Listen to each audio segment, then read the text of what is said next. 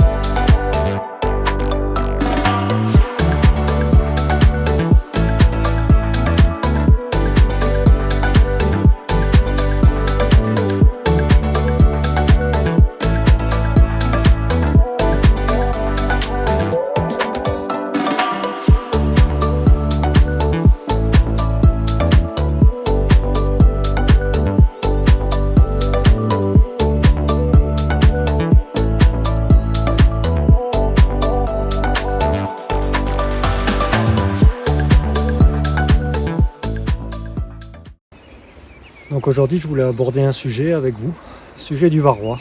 Parce que là comme vous voyez là je suis sur le rucher de montagne, donc j'avais 6 ruches ici. Le problème c'est que il n'y en aura plus qu'une au final. Donc j'ai des reines qui étaient très faibles, ça je l'avais noté, des reines mal fécondées. Je l'ai vu tout de suite, mais il était trop tard pour en refaire d'autres. Donc j'espérais que ça tienne au moins l'hiver, j'avais noté qu'il fallait les remplacer le plus vite possible au printemps, apparemment ça n'a pas tenu. Quand j'ai ouvert les ruches, pour moi il n'y a pas de signe de varroa, on ne voit pas dans le couvain des abeilles qui sortent des alvéoles avec la langue qui pend, ce qui est signe normalement de varroa, donc j'ai aucune idée. Est-ce que c'est vraiment que mes reines qui sont faibles?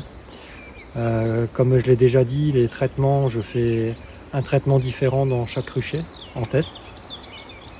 Maintenant, je sais pas, si vous avez des idées, si vous avez des retours, dites-le moi en commentaire. Là j'ai un gros doute, donc j'en referai, c'est pas grave. Là j'ai déjà récupéré les 3 ruches qui étaient là, elles sont prêtes à repartir, désinfectées, nettoyées, enfin voilà. Elles sont prêtes à repartir, c'est vraiment pas le souci. Mais j'aimerais juste savoir si éventuellement ce serait pas le traitement. Alors d'habitude, l'année dernière j'ai fait exactement le même traitement. Donc pas sur ces ruches là, mais sur des ruches avec des reines un peu plus fortes, forcément. Et ça s'est très bien passé. Donc est-ce que c'est réellement le traitement ou pas? Je ne sais pas du tout. Je sais pas du tout. Est-ce que c'est l'humidité qui les a trop épuisées, elles étaient vraiment trop faibles? Parce que les reines n'étaient pas bonnes et elles pondaient pas assez? Vraiment aucune idée. Donc j'ai encore celle-là où j'ai la reine qui pond, mais j'ai plus assez d'abeilles pour s'occuper du couvain. Celle où est posée la caméra de mémoire, c'est exactement la même chose. Et la seule qui va très bien, où la reine était très belle depuis le départ, c'est la ruche du fond là. Donc elle se porte très bien, elle a le nombre d'abeilles qu'il faut, largement suffisant, elle pond, tout est occupé, les abeilles s'occupent de tout le couvain. Donc je ne sais pas. Donc si vous avez des retours là-dessus, alors je sais que c'est difficile, j'aimerais plutôt avoir des retours par rapport à votre expérience, surtout sur le varomède éventuellement, ou si vous avez eu des ruches faibles et vous avez eu la même mauvaise expérience, ou ça n'a même pas passé l'hiver. Ça là pour l'instant... Je pense que c'est vraiment ça, mais j'ai quand même un doute sur le traitement. Je sais pas pourquoi, j'ai un mauvais pressentiment sur cette partie-là. Donc voilà. Donc pour les non-apiculteurs, le varroa, il faut savoir que c'est un acarien. Un acarien qui est dans nos ruches. Alors c'est un parasite, on a ça depuis une 40aine d'années maintenant. Donc quand vous entendez des apiculteurs parler des traitements, c'est des traitements uniquement contre le varroa, on ne traite pas pour autre chose. On n'a pas de traitement qui éradique à 100%. C'est toujours du maximum 90% quand il est vraiment en utilisation optimale. Donc en fait on baisse la pression mais on n'arrive pas à éradiquer ce parasite. Donc on a aussi une contamination qui se fait par les gens qui ne veulent pas traiter. Donc chacun fait comme il veut, mais en attendant c'est sûr qu'on ne peut pas résoudre le problème si tout le monde ne traite pas. Donc en fait nous on a beau traiter, si à côté de nous on a un rucher avec un apiculteur qui ne traite pas, on risque une contamination sur nos ruches, donc ce qui fait qu'on n'arrive jamais à se débarrasser du varroa non plus. Après, est-ce que c'est vraiment des raisons claires et précises? On ne sait pas. En fait, on a beau regarder un peu partout, il n'y a personne qui indique le pourquoi du comment on n'arrive pas à avoir des traitements qui éradiquent à 100% le varroa. Alors, certains vont dire que c'est de la manipulation de la part des pharma pour en racheter tous les ans. Peut-être. Honnêtement, j'ai pas d'idée là-dessus. C'est sûr que quand on voit le niveau d'expertise qu'on a et en 40 ans qu'on ne soit pas capable dans nos recherches de trouver un traitement qui éradique complètement le varroa, c'est sûr qu'on peut avoir le doute à ce sujet-là. La seule chose que je vois, c'est qu'on a beau chercher, on n'a vraiment pas les réponses sur ces traitements et on n'a pas d'efficacité à 100% sur les traitements non plus. Donc ça devient un gros problème. Après, ça fait 40 ans qu'on s'y fait, donc faut faire attention, mais on a tellement de traitements sur les marchés aussi. Et on sait qu'il faut changer les molécules tous les 3 à 4 ans. Le varroa s'acclimaterait aux molécules qu'on met à l'intérieur. Donc je sais pas, c'est vraiment un fléau. Moi là c'est la première année où j'ai un doute sur mon traitement. Je sais pas du tout. D'habitude j'ai pas de doute, je le vois bien. Donc je fais mes comptages, tout ça, il n'y a aucun souci. Bon, sur celle-là j'ai pas pu faire les comptages parce que j'ai fait une bêtise quand j'ai fabriqué les fonds en bois. C'est que j'ai pas prévu la place pour mettre ma plaque. Donc c'est les 6 seuls que j'ai pas pu faire le comptage. Toutes les autres j'ai fait le comptage. Mais bon, ça explique pas tout quoi. Ça n'explique pas tout. L'année dernière j'ai utilisé exactement le même traitement, tout s'est très très bien passé. Donc je pense que c'est surtout mes rennes qui étaient très faibles. Mais j'ai quand même un doute sur ce varomède là. C'est pas la première fois que j'entends que ça se passe mal avec ce produit-là. Il y en a quand même pas mal qui l'ont essayé pour rester à l'époque en bio surtout, parce que de mémoire c'était un des seuls qui était accepté en bio.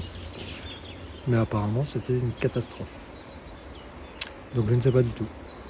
Donc dites-moi en commentaire ce que vous en pensez.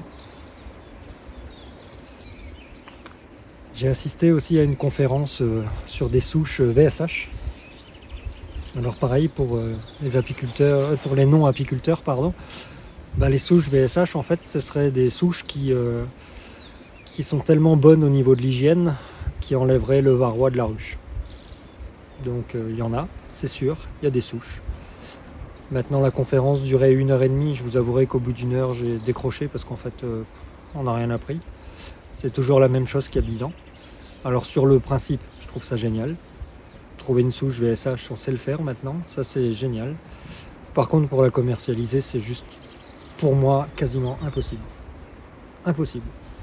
Sur une reine que vous fécondez avec un mâle, vous faites 15 filles. Donc pour les non-apiculteurs, c'est pareil. Les reines qui sont inséminées artificiellement, donc là on va l'appeler la F0, donc c'est vraiment la première des reines. On va devoir en faire des filles pour pouvoir faire une sélection. Donc sur 15 filles, donc des F1, on va en retenir que 5. Sur ces 5 là, on n'a pas encore fait les critères de douceur, de production, c'est uniquement par rapport au varroa, donc des VSH. Suite à ça, on va les sélectionner. Je ne sais pas combien ils vont en rester, peut-être qu'une. De celles-là, il va falloir faire des F2. Les F2, éventuellement, on peut les commercialiser. Mais quand on voit déjà la quantité qu'il faut pour faire une F1, commercialiser une F2, c'est déjà très difficile. Et tant qu'on arrive à commercialiser une F2, vous la prenez, vous, en tant qu'apiculteur, il faudrait faire une F3 pour garder votre souche. Mais comme vous êtes déjà sur la F3, en fait, en capacité VSH, vous allez la faire féconder avec d'autres mâles qui ne seront pas VSH, forcément. Ça sera trop compliqué à faire. Entre 15 et 20 mâles qu'elle va trouver pour se faire féconder, il y a vraiment un très faible pourcentage pour qu'il y ait encore des VSH dedans. Donc je crois de mémoire que ça réduit à peu près 15% de réussite. Donc vous imaginez en tant qu'apiculteur, c'est juste impossible à faire. Si vous voulez produire du miel, du pollen, de la gelée royale, vous ne pouvez pas. C'est pas possible de faire de l'élevage en VSH. Et même les purs éleveurs, quand on voit ce que ça demande scientifiquement, rien que pour le critère de sélection, où ils font venir sur ces 15 filles, où eux ils introduisent du varroa dans les ruches, quel éleveur va introduire du varroa dans les ruches pour après pouvoir faire des comptages et voir si elles sont vraiment VSH? Alors moi j'aimerais bien acheter des souches VSH le jour où on peut les commercialiser. Il y en a déjà qui prétendent pouvoir en vendre, mais sur quels critères ils se basent? Moi si on me fait un truc où il y a des contrôles et qu'il y a des papiers qui certifient que c'est vraiment des VSH, même si elles sont à 200 €, ok, je veux bien les acheter. Mais pour l'instant, de ce que je suis des conférences, c'est pas la première que je suis. En fait, ils racontent toujours la même chose. Donc comme dit, je suis vraiment pas contre, au contraire, hein, je suis pour le progrès et pour essayer de trouver une génétique VSH, ce serait vraiment génial qu'on puisse le faire. Mais c'est juste qu'on n'a aucun critère. Donc tous les éleveurs qui nous vendent soi-disant de la VSH, sur quels critères exactement ils se basent, quoi. Quand je vois déjà scientifiquement tout ce qu'ils font dans des labos de recherche pour pouvoir créer de la VSH, honnêtement, un éleveur il peut pas le faire, il n'a pas les capacités de le faire, quoi. C'est juste pas possible. Donc elle sera VSH à 10 ou 15% sur son cheptel, mais c'est quasiment impossible qu'il puisse vendre, je sais pas, une centaine de rennes à l'année en VSH. En tout cas, il n'y a aucun critère, il n'y a aucun contrôle là-dessus. Donc qu'il y ait des certificats vraiment noir sur blanc, avec des gens qui viennent contrôler pour voir si c'est vraiment de la VSH. Et je pense qu'on aurait de drôles de surprises quand on voit déjà sur des rennes, on va dire de souches classiques. Quand on voit la qualité de certains éleveurs, je me suis déjà fait avoir aussi quelques fois là. Donc maintenant je travaille qu'avec un seul. Alors c'est pas forcément bon parce que j'aimerais bien aussi pouvoir varier un petit peu mes souches. Mais au moins lui je suis sûr. Donc je change pas, tant pis. Je sacrifie le fait d'avoir toujours la même souche, mais je change pas parce que lui à chaque fois c'est de la satisfaction garantie. Et tous les autres que j'ai testés, c'était des catastrophes. Donc à 50 € la reine, ça commence à coûter un petit peu. Donc j'aimerais aussi en commentaire, si vous pouviez me donner tous le nom de tous les traitements que vous utilisez. Comme dit, moi j'utilise un traitement par rucher. Donc c'est intéressant pour moi de savoir s'il y en a d'autres que je connais certainement pas d'ailleurs. Comme ça je peux continuer à varier. Donc pour moi je les laisse à peu près 3 ans en test par rucher. Si je suis satisfait, je le bascule sur un autre rucher et j'essaye une autre molécule. Encore une fois, pour pas que le varroa s'acclimate à la molécule que j'ai utilisée tout de suite au départ. Mais si vous pouviez me faire en commentaire vraiment tout ce que vous utilisez, ce qui est bon, ce qui est pas bon. Comme ça, tout ce qui est pas bon, moi je vous fais relativement confiance. Je vois que j'ai des commentaires vraiment de qualité à chaque fois. Donc celui qui me dit qu'il a testé, comme par exemple le Varromed et que c'était mauvais, je le sors de la liste tout de suite. Et s'il a testé autre chose qui va pas non plus, je sors aussi de la liste. Comme ça fait gagner du temps à tout le monde. Si tout le monde se concerte, si tout le monde peut échanger, parce que je trouve que dans le monde apicole, il y a quand même très peu de gens qui échangent. Vous voyez bien que quand vous mettez des commentaires, c'est tout le monde qui voit les commentaires. Donc en fait, quand vous apportez votre expérience, c'est pas que pour moi, c'est aussi pour les autres. Donc c'est ce que je trouve de très riche, quoi. Et là-dessus, c'est vraiment top. Donc, comme dit, je vous ai déjà remercié dans l'épisode d'avant par rapport aux frelons asiatiques où j'ai eu des super retours, par rapport aux semences aussi mellifères. Dans ce même épisode où j'ai vraiment eu des super retours. Enfin, j'ai vraiment que des bons retours au niveau des commentaires et c'est vraiment enrichissant. Donc si on pouvait continuer là-dessus et échanger là-dessus, moi je pense qu'au niveau des expériences de chacun, c'est ce qui apporte, ce qui enrichit l'apiculture.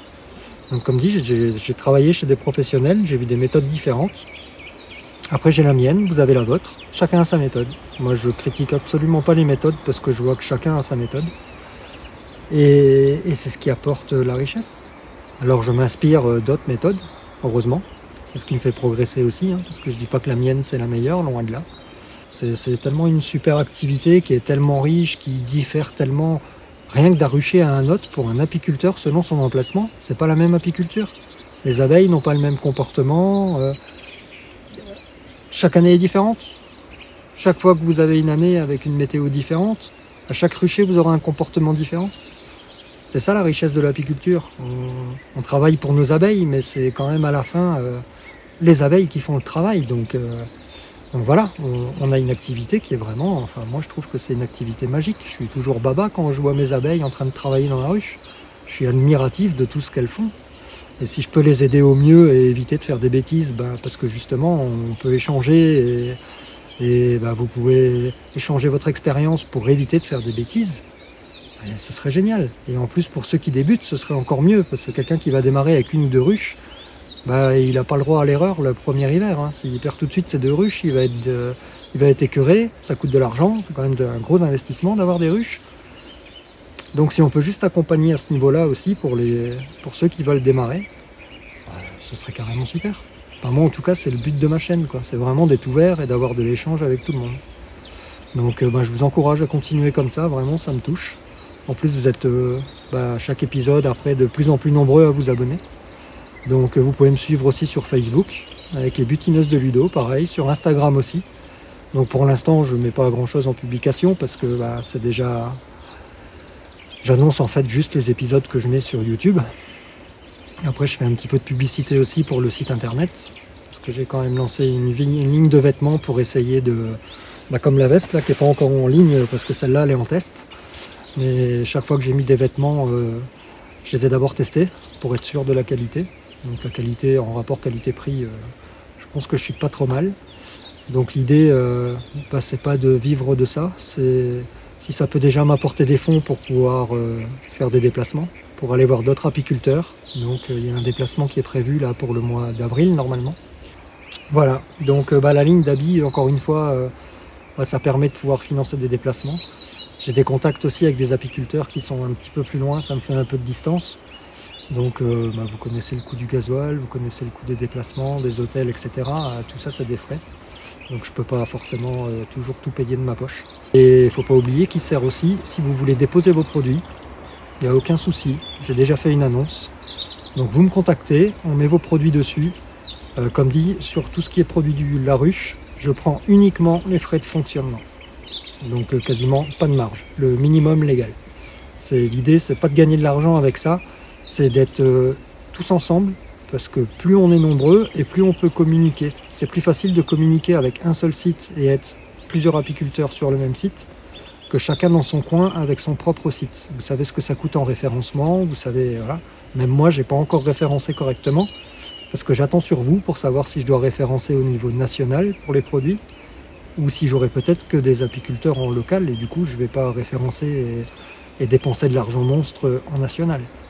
Mais il faut savoir que quand on est ensemble, plus on communique dessus et plus le référencement est facile et coûte moins cher aussi. C'est un avantage pour tout le monde. Et moi, ce sera ma satisfaction personnelle. Donc voilà, donc je vous encourage encore à me contacter par rapport aux produits de la ruche. Que ce soit pollen, miel, gelée royale, produits transformés, aucun souci. Vous êtes artisan, vous faites du nougat, du pain d'épices, peu importe. Ma seule condition, c'est que ce soit du miel français.